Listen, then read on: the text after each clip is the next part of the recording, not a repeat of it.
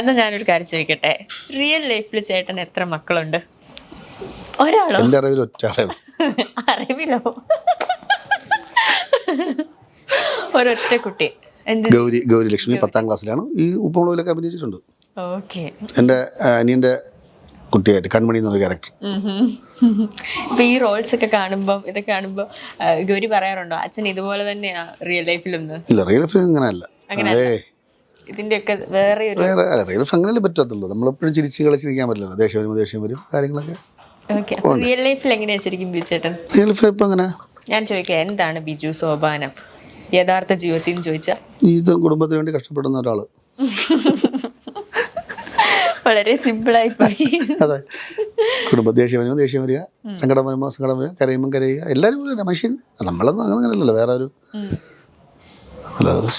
സാധാരണ ആൾക്കാരെ പോലെ തന്നെ. ഉലകം എന്ന ഹിറ്റ് പരമ്പരയിലൂടെ നമുക്ക് എല്ലാവർക്കും പ്രിയപ്പെട്ടയാളായി മാറിയ താരമാണ് ബിജു സോപാനം. ബാലു എന്ന കഥാപാത്രമായിട്ടാണ് ബിജു സോപാനം ഇന്നും നമുക്ക് സുപരിചിതനായിട്ടുള്ളത്.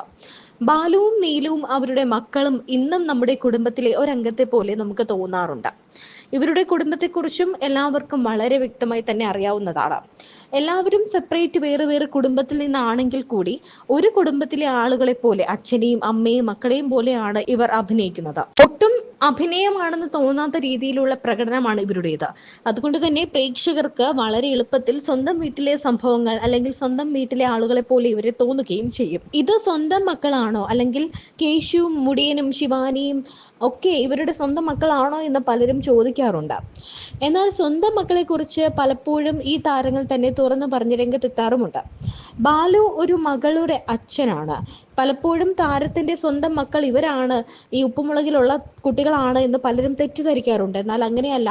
ബാലുവിന് മറ്റൊരു കുടുംബമുണ്ട്, നീലു മറ്റൊരു കുടുംബത്തിലെ അമ്മയാണ്, അവർക്ക് 2 പെൺമക്കളുണ്ട് എന്നൊക്കെ എല്ലാവർക്കും അറിയാം. ഇപ്പോൾ കുടുംബത്തെക്കുറിച്ച് തുറന്നു പറഞ്ഞിരിക്കുകയാണ് ബാലു. നമ്മുടെ മലയാള സിനിമയിൽ നിന്ന് പോയ ഒരു നടി, ചേട്ടന് ഭയങ്കര ഇഷ്ടമുള്ള ഒരു നടി, അവര് തിരിച്ചു വന്നിരുന്നെങ്കിൽ, കുറച്ച് സിനിമകളൊക്കെ ചെയ്തിരുന്നെങ്കിൽ, ഇപ്പോഴും നിലനിന്നിരുന്നെങ്കിൽ എന്ന് ചേട്ടൻ ആഗ്രഹിക്കുന്ന ഒരു നടി ആരാ? കൽപ്പന. വേറൊരു ഇന്റർവ്യൂവിലും പാർവതി ചേച്ചി ഇങ്ങനെ കൽപ്പന എന്ന് പറഞ്ഞു. എന്തുകൊണ്ടാ ചേട്ടാ അത്? ഭയങ്കര ഇഷ്ടമാണ്. ഭയങ്കര രസകര ആർട്ടിസ്റ്റ് അല്ലേ. അത് മാത്രമല്ല, താൻ സീരിയലിൽ കാണുന്ന പോലെ ഒരാളെ അല്ല, മറ്റൊരാളാണ് ജീവിതത്തിൽ എന്നും ബാലു പറയുന്നു. സീരിയലിൽ സ്വന്തം കുഞ്ഞിന് മാർക്ക് കുറഞ്ഞാൽ സ്വയം തല്ലുന്നൊരു അച്ഛനാണ്. ഒരു കോമഡി കഥാപാത്രമാണ് ആ സീരിയലിൽ. എന്തും കോമഡി ആയിട്ട് എടുക്കുന്ന, ഒന്നും സീരിയസ് അല്ലാതെ എടുക്കുന്ന ഒരു കഥാപാത്രമായിട്ടാണ് ബിജു സോപാനം ബാലുവായി എത്തുന്നത്. എന്നാൽ അങ്ങനെയൊന്നുമല്ല യഥാർത്ഥ ജീവിതത്തിൽ എന്നാണ് ബിജു പറയുന്നത്. എന്തായാലും ഇദ്ദേഹത്തിന്റെ കുടുംബ വിശേഷങ്ങളൊക്കെ കേട്ടിരിക്കാൻ തന്നെ നല്ല രസമാണ്. കാരണം നാടകത്തിന്റെ അഭിനയത്തിന്റെ ഓരോ അനുഭവങ്ങളും, അഭിനയത്തിലേക്ക് വന്നതും, നാടകത്തിലെ അഭിനയവും സിനിമയും സീരിയലും അങ്ങനെ എല്ലാത്തിനെ കുറിച്ചും വളരെ വ്യക്തമായി തന്നെ അദ്ദേഹം പറയുന്നുണ്ട്. മാത്രമല്ല കുടുംബത്തെക്കുറിച്ചും. നമ്മൾ സീരിയലിൽ കാണുന്ന ബാലു എന്ന ഒരു തമാശക്കാരനായ, ഒട്ടും സീരിയസ് അല്ലാത്ത ഒരു കഥാപാത്രമല്ല യഥാർത്ഥ ജീവിതത്തിൽ ബിജു സോപാനം എന്ന നടൻ. സത്യം പറഞ്ഞ അങ്ങനത്തെ ഒരു കാര്യം ചെയ്യാറില്ല. എന്തെങ്കിലും ആരോടത്തും പറഞ്ഞിട്ടൊക്കെ പോകാറുള്ളൂ. എവിടെ പോയാലും എന്തെങ്കിലും ചെയ്യാറുള്ളതും അങ്ങനെ തന്നെയാണ്. പിന്നെന്താ അങ്ങനെ മോശമായിപ്പോയത്? അങ്ങനെ മോശമായിപ്പോയൊന്നുമില്ല. ഇടയ്ക്ക് സിനിമ കാണാൻ വേണ്ടി വീട്ടിൽ മോളെയും വൈഫിനെയും വിളിച്ചു. മോൾക്ക് താല്പര്യമില്ല എന്ന് പറഞ്ഞ ഉടൻ തന്നെ ഞാൻ ഒറ്റയ്ക്ക് പോയി സിനിമ. വേണമെങ്കിൽ കുറച്ചും കൂടെ പ്രസ് ചെയ്തെങ്കിൽ വന്നനെ.